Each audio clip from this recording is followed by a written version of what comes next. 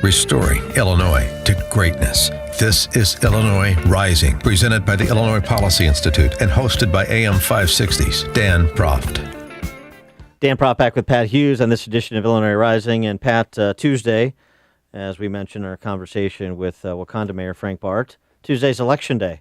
And doesn't have all the fanfare of a presidential election or statewide election, members of Congress, U.S. Senate, governors, and the like. But it turns out to be the election that has the greatest impact on your home value because it's the election that determines, in large measure, what your property taxes are going to be. Yeah, it's a huge deal that people don't pay close enough attention to. Now, that's bad news because people should participate in the election. But it's also good news, Dan. And the reason is if you're running against or there's an election against some entrenched incumbent, like there was up in Algonquin where there was a primary that was just won by the insurgent candidate against someone who'd held the seat and had fed his family off that office for many, many years. The highway commissioner. The highway commissioner, yeah. What did I say? Township commissioner? The highway commissioner. Yeah. Sorry about that. And there's a chance to make a change because there's a smaller electorate. You can get the vote out. You can communicate with your voters. So hopefully if people are paying attention, this is a great opportunity to make change in the state that will then resonate, not just in terms of lower property taxes or other structural advantages, but resonate at the state house level, the state senate level, all the way up to governor. Well, you've got a lot of school referendums in places like Glen Ellen and Wheaton that we've profiled on my morning show. You've got contentious school board races in places like District 211 and the kind of the Arlington Heights, northwest suburban, Schaumburg, northwest suburban area.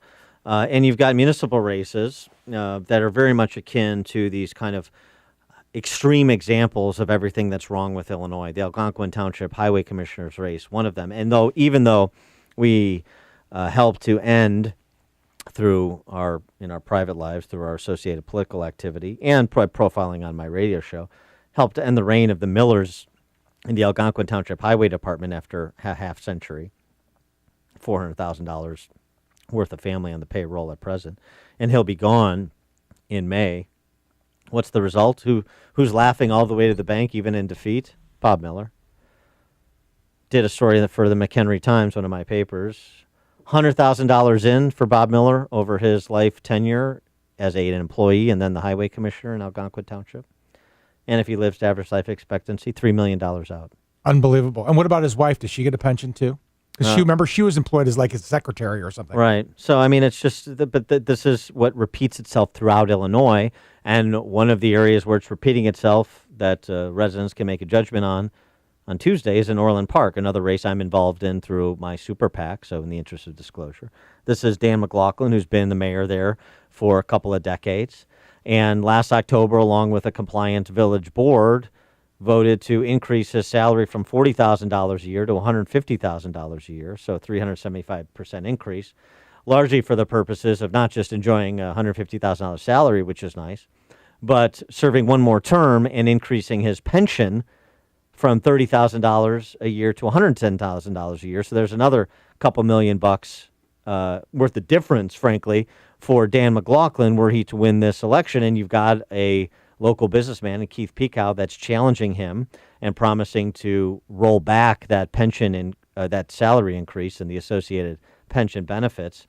And this is a choice for Orland Park to make it. Orland Park, by the way, a Republican town, a town that Donald Trump carried. Are they going to tolerate continuing to be scammed by Democrats? And that's what Dan McLaughlin is all these years.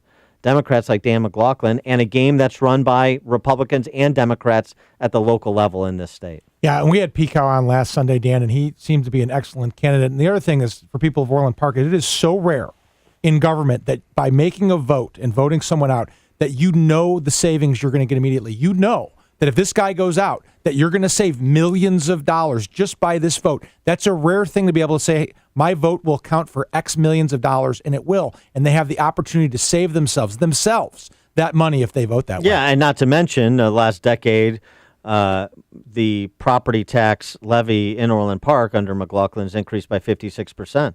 So it's kind of one of those votes that people answer the question, do I care about my home value?